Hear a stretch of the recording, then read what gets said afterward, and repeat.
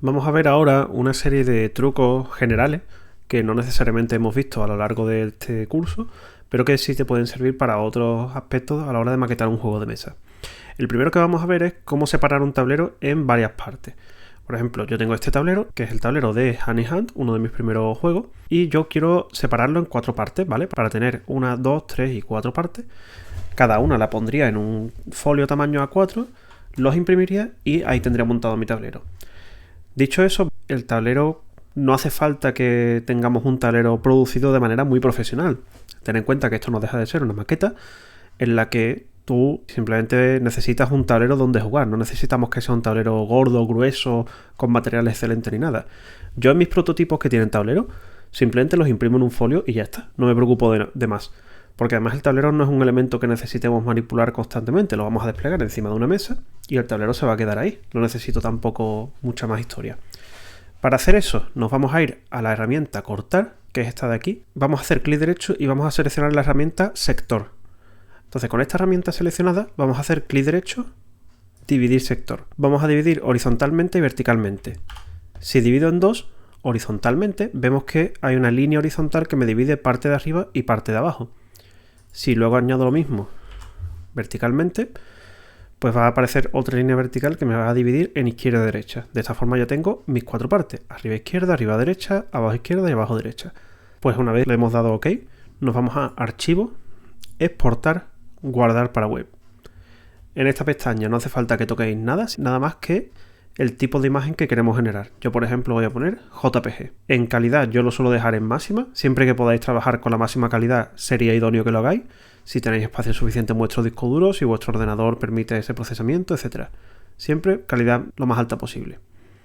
También lo tenéis aquí en calidad, pues lo ponemos al máximo posible. No hay que desenfocar, no hay que hacer nada. Todo esto lo dejamos tal como está y le damos al botón guardar. Me voy a mi carpeta y he creado una carpeta que se va a llamar ejemplo tablero. Y aquí dentro es donde voy a guardar el tablero. Pues por ejemplo voy a llamarlo tablero Honey Hunt. Le damos a guardar. Me va a dar una advertencia porque en principio esto está hecho para guardar las imágenes de cara a páginas web y las páginas web pues tienen un tema de caracteres que pueden dar incompatibilidad con tilde, ñes y cosas así. Como no es nuestro caso es simplemente un uso transitorio para juegos de mesa, pues le digo que OK, no me preocupo y listo. Esto puede tardar un poquito en hacerse, ¿vale? Este proceso es un poco más lento de lo habitual, pero bueno, ya lo tenemos ahí listo. Me voy a la carpeta ejemplo tablero y en la carpeta images aquí están las 4 imágenes, ¿vale? Superior izquierda, superior derecha, inferior izquierda, inferior derecha. El siguiente truco que vamos a ver consiste en cómo generar todos estos números, ¿vale? El típico track de puntos que tenemos alrededor de un tablero. Este ejemplo que estáis viendo es de uno de mis juegos que se llama Pad Habernos Matado, un juego de palabras muy malo, que utiliza las siglas de PAD, profesor ayudante doctor, que es un tipo de plaza que se puede coger en la universidad, en fin. Y bueno, yo quería tener pues un marcador alrededor del tablero con los números del 1 al 52, porque en este juego, por ejemplo, pues los jugadores emplean semanas en hacer su investigación y claro, un año tiene 52 semanas. Entonces decidí hacerlo de esta forma. Lo primero es que este contador de tiempo no está incrustado tal cual dentro del tablero, sino que es un objeto enlazado. Si edito este objeto, vemos que aquí sí es donde están todos estos contadores de tiempo, ¿vale? Entonces, claro, lo interesante sería cada una de estas capas, que son cada capa es un objeto, un reloj de arena con un número delante, pues que todo esto se genere de forma automática. Ya hemos visto cómo hacer composiciones de capas y utilizarlas para generar muchos elementos distintos. Entonces yo os dejaré en la descripción de este vídeo un enlace para que os descarguéis un archivo de este tipo.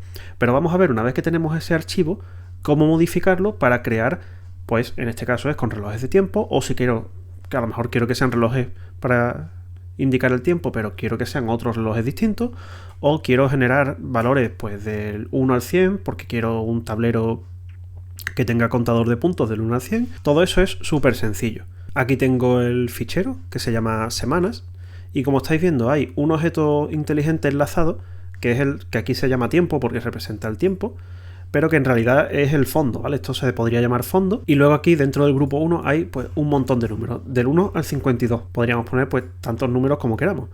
Si yo ahora en vez de este reloj que tengo aquí de fondo, pues quiero usar otro icono cualquiera, por ejemplo vamos a suponer un pergamino de estos de fondo, pues hago clic derecho, reemplazar contenido y voy a poner el pergamino naranja. Pues ajusto este pergamino un poquito aquí, ¿vale?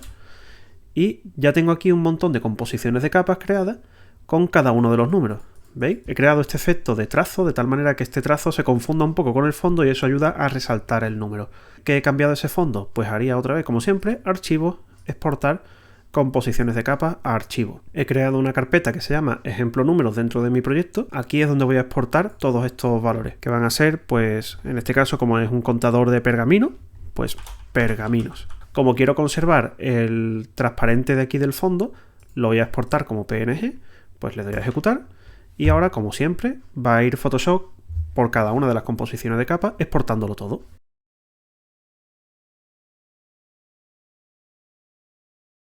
Una vez que ha terminado, me voy a la carpeta y aquí pues tendría todas esas imágenes que he exportado automáticamente. Tarda un poco, pero lo bueno es que es automático. No tengo que preocuparme de nada. Y además tenemos una consistencia importante de que todas las imágenes son igual de grandes, tienen la misma definición, o sea, súper cómodo, súper sencillo. El siguiente truco que vamos a ver consiste en cómo hacer dados personalizados para Tabletop Simulator.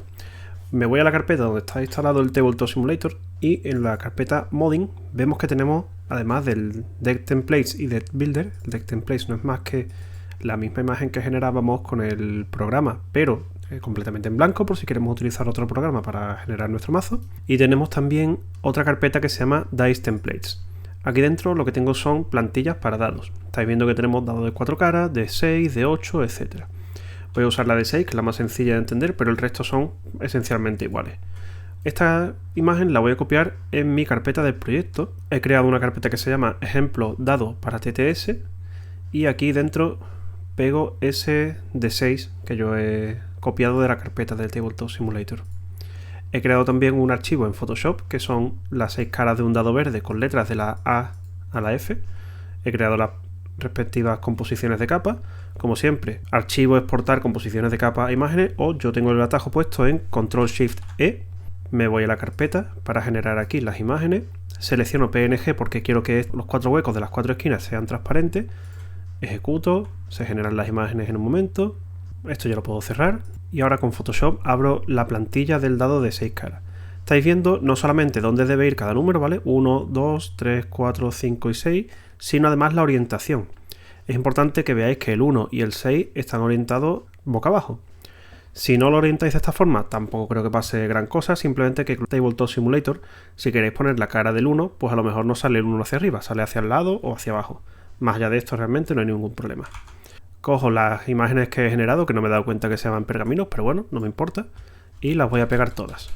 Una vez que he pegado todas las imágenes, pues voy a reescalarlas todas juntas para que se ajusten lo mejor posible a este cuadrado que vemos aquí, ¿vale? Un poquito así más o menos, y por otro lado así.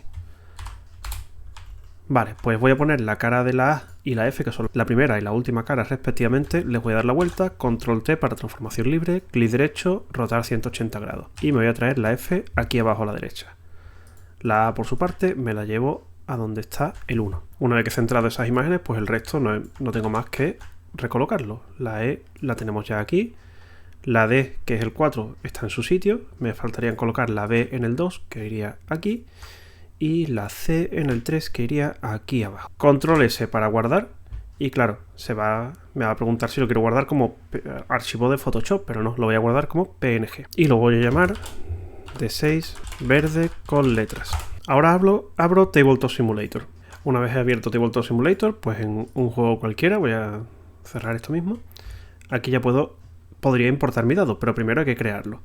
Nos vamos a Modding, Cloud Manager, y aquí mismo subir archivo local. Me voy a la carpeta donde tenga el dado, que sería esta. Lo subo, espero un poquito que se suba, ¿vale? Ya lo tengo ahí. Me voy a llevar el gestor de carpetas un poco al lado y le voy a dar a objetos, componentes, custom. Y voy a seleccionar Custom Dice. Me pregunta cuántas caras tiene el dado, pues en este caso tiene 6. ¿Y qué imagen lo representa? Pues hago clic en la imagen de las 6 caras del dado verde y lo pego en donde pregunta qué imagen quiero.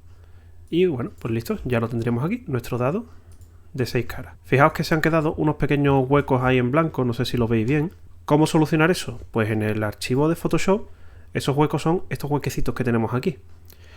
Para mí la solución más idónea es el fondo cubrirlo con un color de tal manera que disimule este color de las caras. Pues entonces hago doble clic en la capa del fondo, superposición de colores, tenemos seleccionado precisamente el color, ok, control shift S para guardar como PNG, sobreescribimos este archivo que teníamos anteriormente. Me vuelvo a Tabletop Simulator. Este archivo, como hemos visto que no es del todo correcto, lo voy a eliminar, pues le doy a los 3 puntos suspensivos, delete. Subo un archivo nuevo, que sería ahora este de aquí. Una vez que se ha subido, pues copio, y en este mismo dado, no hace falta crear un dado nuevo, hago clic derecho, custom, y aquí es donde voy a poner el nuevo archivo. ¿Vale? Ya de esta forma, pues sí que tendría esos huecos en verde. Para que quede todavía incluso mejor, en el archivo original donde se generaron las capas, las caras del dado, que sería este archivo de aquí, yo he puesto de fondo un rectángulo verde con las esquinas redondeadas. Bueno, pues una opción sería quitar este fondo de aquí en todas las composiciones de capa, o bien yendo composición por composición, desactivo y actualizo composición de capa. O bien simple y llanamente quito el fondo y ya está, porque luego en mi plantilla voy a tener este fondo verde que me va a servir. Pero hay que tener cuidado, porque entonces es posible que se vea también el fondo con el número original. Vamos a ver a qué me refiero con esto. Vamos a exportar las capas. Y aquí está lo que estaba diciendo. Por ejemplo, detrás de la B hay un 2. Claro, este 2 ahora se ve. Hay dos opciones. Pues al rectángulo blanco le quito el borde, que es un poco lo que quedaba así más regular. Voy a la herramienta forma con la tecla U y le digo que el trazo desaparece. De esta forma genero las composiciones, genero los archivos a partir de las composiciones de capa y ya lo tendríamos ahí. Quizás sería conveniente pues que fuera un poco más pequeño para que no se vea tampoco este filo extraño, ¿vale? Entonces podríamos reducir el rectángulo. Hago control T y donde pone el porcentaje ahora mismo está al 100% de la forma, pues lo mejor poniéndolo al 80 o incluso al 90%. Genero otra vez mis composiciones de capa en archivo. Y vale, aquí ya se ve un poco mejor. Ya sería cuestión de buscar que el verde del fondo coincida con el verde este de aquí. La otra opción, voy a desactivar un momento estas capas, las voy a hacer invisibles y me vengo a esta capa del fondo. Y sería pintar sobre la propia capa, con la herramienta pincel, que es la tecla B, o aquí en la brocha, ¿vale? Tenemos pincel, lápiz, etcétera, pues pincel. Vemos que ahora mismo el pincel es muy pequeño, pues voy a hacer un pincel, voy a coger un pincel más grande, con clic derecho, aumento el tamaño, ¿vale? Ya con esto es suficiente. La dureza es lo más o menos suave que se ven los bordes del pincel. Para que veáis un poco cómo sería esto, pues voy a quitar primero el efecto de color y lo voy a poner en negro. Si la dureza está alta, el pincel se ve muy nítido, pero si la dureza está muy baja, el pincel se ve muy difuminado. Con eso es suficiente, no necesitamos saber nada más de pinceles ahora mismo. ¿Vale? Y para elegir el mismo color de fondo, que a lo mejor parece blanco pero no es del todo blanco, pues pulsando la tecla Alt, mientras tenemos la herramienta pincel seleccionada, veis que se activa la opción del cuentagotas, que lo que me permite es escoger un color que yo señale. Esa opción también está aquí arriba en el panel de herramientas. Pues con el mismo fondo elegido puedo ir borrando, ¿vale? Esta capa, como veis, es una capa de píxel rasterizado. Rasterizado significa que puedo editarla así del tirón. Entonces lo que haría sería borrar todos los números. ¿Vale? Y con eso puedo quitar el rectángulo blanco, generar las composiciones de capa simplemente con las letras y ya tendría mi dado limpio. Control Shift S, guardar como, PNG, lo guardo aquí, le digo que sí, para adelante. Me vuelvo a Tabletop Simulator, voy a eliminar esta imagen y sustituirla por la nueva imagen que sería D6 verde con letra. Lo tenemos aquí, se ha subido, clic para copiar, clic derecho, custom para editarlo, lo pego aquí y listo, ya tengo mi dado perfecto.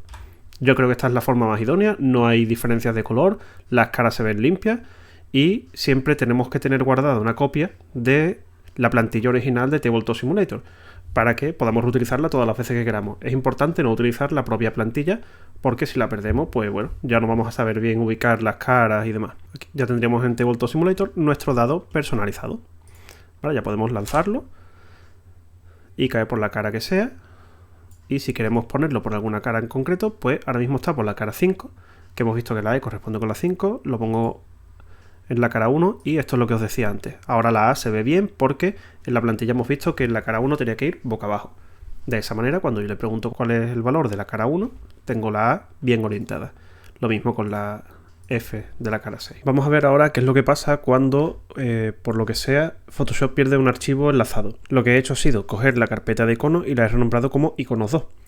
Entonces, si ahora abro el fichero de equipos en Photoshop, pues vemos que nos dice no se pueden localizar los siguientes recursos enlazados y me da la opción de volver a reenlazarlo. Lo bueno de tener un proyecto bien organizado es que si yo ahora pulso el botón reenlazar para enlazar el icono de cerveza y me vengo a la carpeta iconos 2, elijo cerveza, el resto se enlaza automáticamente si están en la misma carpeta, con lo cual eso nos va a ahorrar un montón de problemas. También, si queremos saber cuándo falta un icono, pues lo podemos ver aquí en las capas. Vemos que hay un icono de interrogación rojo que significa que ese recurso está perdido. En tal caso, simplemente pulsamos la capa, clic derecho, volver a enlazar el archivo, seleccionaríamos la ruta donde esté nuestro archivo. Realmente lo interesante es abrir el archivo para que me aparezca este cuadro de diálogo. Y lo que hemos dicho antes, ¿vale? Seleccionamos la cerveza, el resto se enlaza y ya tenemos aquí todo enlazado perfecto. Si de verdad se nos ha perdido algún archivo, vamos a ver un ejemplo con esta misma carta. Yo ahora no puedo hacer transformación libre, por ejemplo. No se ha podido transformar el objeto porque, bueno, básicamente no está enlazado. Sí sigue pudiendo utilizar las composiciones de capa, eso sí. Pero claro, ya, pues por lo que sea, quiero cambiar este icono de espada o quiero hacerlo más grande o más pequeño, pues no puedo. Una acción, si por lo que sea hemos perdido el icono original, pues puede ser rasterizar la capa. Hacemos clic derecho, rasterizar. Hay que tener cuidado cuando rasterizamos capas porque eso lo que hace es convertirla en una capa plana de píxeles. Es decir, ya no va a tener características de objeto inteligente si es un objeto inteligente, o de forma si era una forma, etc. Rasterizar capa de manera informal significa convertirla en una capa de píxeles sin ningún tipo de propiedad. La parte buena es que luego, si yo, pues con una tableta gráfica o con lo que sea, quiero pintarle algún reflejo a la espada, ¿vale? Pues le pinto aquí lo que sea, y ahora esta espada, pues tiene ese reflejito. Sin embargo, fijaos que la espada de la miniatura sigue siendo un objeto inteligente que está perdido. Ahora viene la pregunta de qué pasa si no tengo tiempo o no tengo talento para ilustrar. En este caso tenemos dos opciones. Por un lado podemos hacer dibujos sencillos y efectistas, por ejemplo, pues un círculo es una cabeza, un rectángulo es un torso y así. Y para ello pues podemos ver algún tutorial que nos enseñe a hacer este tipo de dibujos. Yo os voy a dejar tanto este tutorial, que es hacer gráficos decentes para tu videojuego sin ser artista, como tutorial de Inkscape. Son dos tutoriales de Alba Mayo, que es este señor de aquí, que yo os recomiendo enormemente que sigáis. Y aunque son tutoriales enfocados a videojuegos, se pueden extrapolar perfectamente a juegos de mesa. Salvo, eso sí, el tema del pixel art, que no es que no se pueda extrapolar, pero precisamente después de haber creado un juego como Pixel Farm, que está lleno de pixel art por todos lados, creo que el pixel art es una cosa a la que habría que dedicarle otro vídeo, porque en tema de juegos de mesa pues es un poco más complejo que hacer simplemente gráficos vectoriales. La otra opción pues sería buscar a algún artista al que le podamos encargar un dibujo. En estas dos páginas, DeviantArt y ArtStation, hay un montón de artistas que, para empezar, ofrecen algunos dibujos. Podemos ver qué estilo es el que encajaría con nuestro juego. Por ejemplo, a lo mejor quiero un juego tipo fantasía, pues quizá esta persona hace un estilo de dibujo así fantasioso, pues que me viene bien para mi juego, ¿vale? Entonces sería tan simple como buscar esos dibujos. Para una primera versión, pues como digo siempre, no os cequéis demasiado en que sean dibujos súper complejos, ni se os ocurra de hecho pagar nada, porque es muy habitual que desde que empezamos a hacer un juego hasta que medio va tomando una forma final, el juego cambie mucho. Puede ser que si encargáis alguna ilustración para la etapa temprana de vuestro juego, esa ilustración luego no valga para nada. O peor aún, que con tal de calzar esa ilustración porque habéis pagado por ella, tentéis tomar decisiones que no son óptimas para crear un buen juego. Entonces mi recomendación es esa. Las primeras fases del juego, gráficos súper sencillos, que además cuanto más sencillos sean vuestros gráficos, menos os consumirá si los tenéis que imprimir en casa, por ejemplo, con vuestra impresora. Por último, antes de terminar el curso, quiero hacer un breve repaso sobre los distintos tipos de efectos que tenemos en Photoshop que podemos aplicar a una capa. Para aplicar un efecto ya hemos visto que podemos hacer doble clic sobre la capa siempre fuera del nombre, porque si hacemos doble clic sobre el nombre, vamos a cambiar el nombre. Entonces haríamos doble clic fuera o clic derecho, opciones de fusión. Ya hemos visto que se nos abre esta ventana en la que tenemos las opciones de fusión. Por defecto viene en el modo normal con 100% de opacidad. Obviamente si modificamos la opacidad, pues la imagen se va a ver un poco más transparente. Y dependiendo también del modo de fusión que elijamos, pues vamos a ver que esta capa interactúa con el fondo de una manera u otra, ¿vale? Esto lo más idóneo es ir probando, pero hay que tener presente que Las opciones desde oscurecer hasta color más oscuro interactúan mejor con colores oscuros, valga la redundancia, y desde aclarar hasta color más claro interactúan mejor con colores más claros. Tampoco soy yo un gran experto en opciones de fusión, sinceramente. Yo lo que suelo hacer es mirar un poco cómo queda cada uno de los efectos, recorriendo la lista y digo, vale, pues este me convence más o menos. Quizás en este caso no tiene mucho sentido porque yo quiero que la espada sea completamente opaca, pero si queremos hacer un efecto de transparencia sobre un fondo, como por ejemplo teníamos aquí, pues sería cuestión de ir probando a ver cuál de los efectos queda mejor. Siempre teniendo en cuenta, por ejemplo, pues que el recuadro se debe diferenciar suficientemente bien, que no se vea demasiado claro, etcétera, etcétera. El trazo ya hemos visto anteriormente que consiste en una línea de color alrededor de la forma, ¿vale? Entonces la tenemos aquí de color marrón. Obviamente pues podemos cambiar el color y poner el color que queramos. Tenemos también parámetros como el grosor de esa línea. Vamos a dejar, por ejemplo, en 10. Posición exterior, pues vemos que está por fuera del dibujo. Si lo ponemos interior, lo que hace es justo lo contrario, meterse hacia dentro del dibujo. Y centro lo que hace es que si esto mide 10 píxeles de ancho, pues va a sacar 5 píxeles hacia afuera y 5 píxeles hacia adentro. El modo de fusión es exactamente igual que en las opciones de fusión de los objetos, solo que ahora se aplica nada más que al trazo. Podemos controlar también la opacidad del trazo, pues a lo mejor nos interesa tener un trazo al 70% de opacidad y un modo de fusión aclarar. Ahora le ponemos un color más bien clarito. Y bueno, pues esto crea algún tipo de efecto que nos interese por lo que sea. En tipo de relleno tenemos tres opciones. Color, que es la que estamos utilizando hasta ahora, que es color liso sin más. Tenemos degradado, donde podemos ver que el degradado empieza en un color que es el negro hasta el blanco. ¿Vale? Vemos aquí abajo el negro y aquí arriba estaría el blanco. Vamos a poner la opacidad al 100% para que se vea mejor. Podemos invertir los colores, podemos seleccionar distintos colores en el degradado, tanto algunos preestablecidos como por ejemplo, pues aquí tenemos unos colores en azul. Y aquí es interesante lo siguiente, en la parte de abajo de esta barra de color vamos a tener los colores y entonces si muevo estos botecitos de aquí se van a mover los colores. Para ello voy a usar un color un poco más diferenciado como el blanco, ¿vale? Vemos que ahora el blanco está aquí en medio. Pues puedo moverlo hacia un lado y el blanco se mueve hacia un lado, puedo moverlo hacia el otro y el blanco se mueve hacia el otro. La ubicación la puedo controlar manualmente. La vuelvo a poner al 50%. Y estos botes de aquí arriba son la opacidad. Esto es interesante, por ejemplo, si quiero crear un efecto de desvanecimiento. Pondría en un lado opacidad 100%, pongo en el otro lado opacidad 0%, y veis que además de los colores, se va haciendo cada vez más opaco. ¿Vale? Empieza en un color totalmente opaco y va subiendo hasta que aquí es totalmente transparente. Es interesante este pequeño rombo que sale entre dos cubos, tanto de opacidad como de colores, me permiten manipular qué tiene más peso, si la opacidad de la izquierda o la transparencia de la derecha. Y vemos que eso se refleja en que si desplazo mucho hacia la derecha, pues hay muy poca zona opaca, ¿vale? Esta zona hay transparencia, pero no es súper transparente, la transparencia máxima está muy concentrada arriba. O quizás al revés, quizás yo quiero que haya una mota de color concentrado aquí al principio y que luego se vaya haciendo transparente. Obviamente de esta forma lineal no tiene mucho sentido, ahora vamos a ver eso, cómo hacer un degradado en otra dirección. Puedo eliminar cualquiera de estos cubitos, tanto de opacidad como de color, seleccionándolo y dándole el botón de eliminar, ¿vale? Entonces, por ejemplo, si yo elimino este, se queda todo opaco porque no hay ningún cubito transparente que introduzca transparencia aquí. Si quiero añadir uno nuevo, no tengo más que hacer clic y ya puedo desplazarlo, hacer lo que sea. Si tenemos el estilo lineal, pues el ángulo lo que nos va a decir es hacia dónde está orientada esa linealidad. Esto sucede también para otros como por ejemplo el ángulo. Ahora tenemos el estilo ángulo, que vemos que es un estilo donde el color empieza en uno de los extremos, que sería el azul, y hace una especie de vuelta hasta que llega aquí al color del otro extremo, que es el blanco. Pues el ángulo lo que va a hacer es indicar dónde está esa línea separatoria.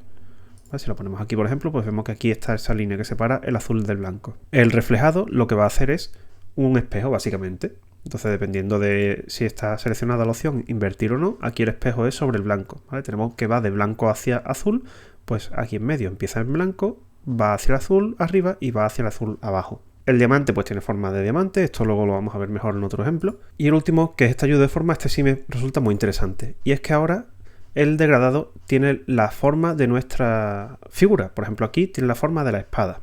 Voy a poner el modo de fusión en normal para que se entienda lo que está pasando. Fijaos. Aquí yo tengo un degradado que empieza en blanco y termina en azul. Por alguna razón Photoshop esto lo implementa luego al revés. Yo no entiendo muy bien por qué hace esto, pero bueno. Entonces empieza en azul y termina en blanco, ¿vale? Justo al revés. Yo muchas veces pulso el botón invertir porque me resulta más intuitivo que siga el esquema de colores que yo he puesto. Pero claro, eso lo que hace es cambiármelo. Así que bueno, es una cosa a la que os tenéis que acostumbrar y ya está. Y ahora imaginaos que el resplandor empiece en azul, pase a ser blanco, pero que en el blanco se difumine un poco, que se vaya haciendo transparente. Pues en ese caso, cuando edito los colores, me vengo al cubo de transparencia que está sobre el color blanco, la opacidad la pongo al 0% y aquí tengo un efecto como de una especie de resplandor, ¿vale? De todos modos existe la opción de resplandor exterior, que ahora la veremos, pero también se puede hacer de esta manera. Y en este caso, pues a lo mejor me conviene que el blanco esté más presente. Pues movería el cubo blanco hacia aquí y ya veis que el resplandor empieza en azul, pero se convierte enseguida en blanco. Vamos a ver ahora la superposición de colores. Bueno, esto básicamente consiste en ponerle una capa de color por encima del objeto, no tiene misterio. De nuevo, modos de fusión distintos para distintos efectos. El normal es color plano, pues disolver, oscurecer, multiplicar, etcétera, etcétera, ¿vale?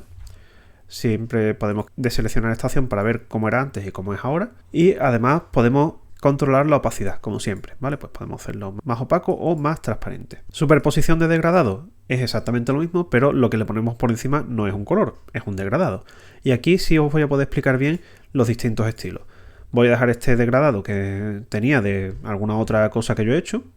Como siempre podemos controlar el modo de fusión, la opacidad, etcétera, etcétera. Todo esto es exactamente igual que lo hemos visto hasta ahora. La escala, que no os la he enseñado antes porque no era un buen ejemplo, pero aquí sí os la puedo enseñar. Cuanto más pequeña es la escala, pues lo que va haciendo es que el degradado es más pequeño. Entonces, si en este caso es reflejado, que sería desde amarillo hacia rojo, pues vemos que en el centro es amarillo, hacia los extremos, arriba y abajo se va hacia el rojo.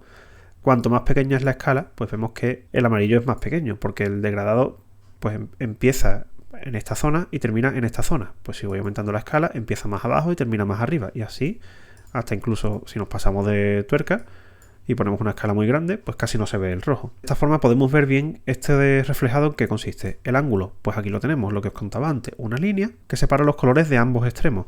El rojo por un lado a la izquierda, el amarillo a la derecha.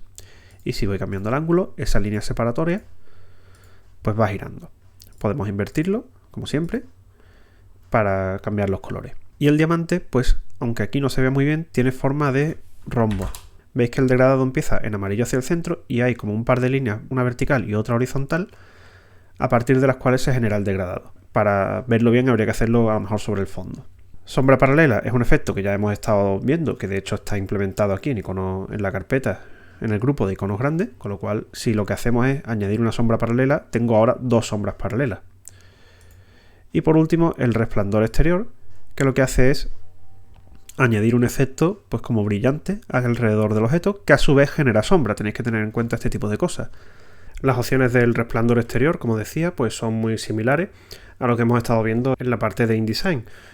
Tenemos modos de fusión, tenemos opacidad, tenemos ruido, tenemos también la extensión, el tamaño, etc. Realmente todo esto es muy similar y las opciones extra que veamos aquí no nos van a aportar nada para nuestro objetivo realmente. Como última curiosidad, pues yo puedo añadir un trazo y vamos a poner un trazo sencillo que podemos ver bien, un color así como el que teníamos antes, y puedo añadir un trazo extra y decir, vale, pues ahora este segundo trazo va a ser un color verde y va a ser pues 15.